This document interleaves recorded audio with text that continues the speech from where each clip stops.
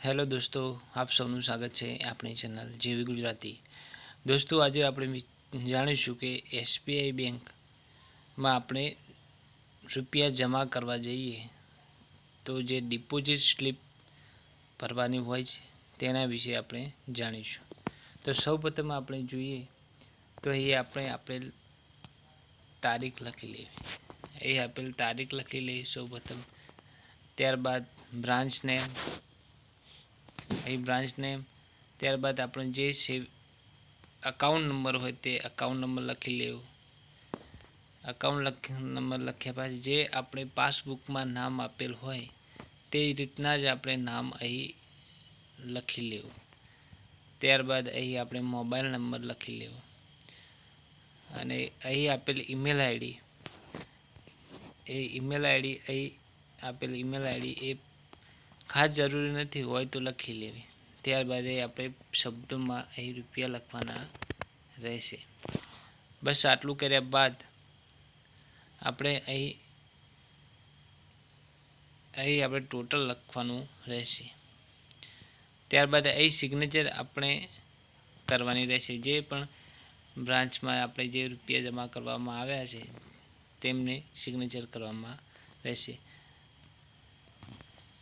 ત્યારબાદ અહીં જોઈ રહ્યા છે કે આપણે આપેલા અહીં આપણે જે રૂપિયા લાવ્યા છે તે કઈ નોટો છે તે લખવાનું રહેશે અને નોટો લખ્યા બાદ અહીં આપણે ટોટલ લખવાની રહેશે. જેમ કે આપણે 2000ની એક લાવ્યા છે તો અહીં આપણે 2000. ત્યારબાદ 500ની 10 નોટ લાવ્યા છે તો 5000. ત્યારબાદ 200ની 10 નોટો લાવ્યા હતા તો 2000 અને 100ની 10 નોટો લાવ્યા છે તે 1. અને આ બધાના જ ટોટલ થઈને 10,000 રૂપિયા થાય છે તે લખવાનું રહેશે. આટલું કર્યા બાદ અહીં આપણે જોઈ રહ્યા છે કે અહીં બીજો ભાગ પણ આપેલ છે.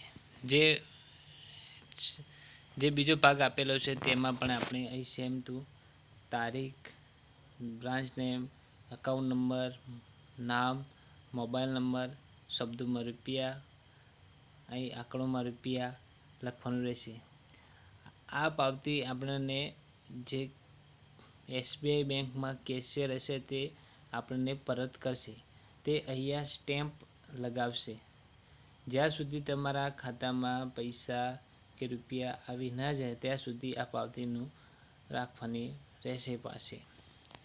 ત્યારબાદ આ પાવતીને કોઈ કારણોસર તમારા રૂપિયા આવવામાં કંઈ પ્રોબ્લેમ આવે તો અહીં આ જ પાવતીના હિસાબે તમે આગળ માહિતી અથવા કેશિયરને આપને જણાવી શકો છો. અને આ પાવતી જો ના હોય તો ઘણી બધી તકલીફો પડતી હોય છે. તો મિત્રો વિડીયો ગમ્યો હોય તો લાઈક અને સબસ્ક્રાઈબ કરજો અને જો કઈ વાતની તકલીફ પડી હોય તો કોમેન્ટ કરજો. ધન્યવાદ.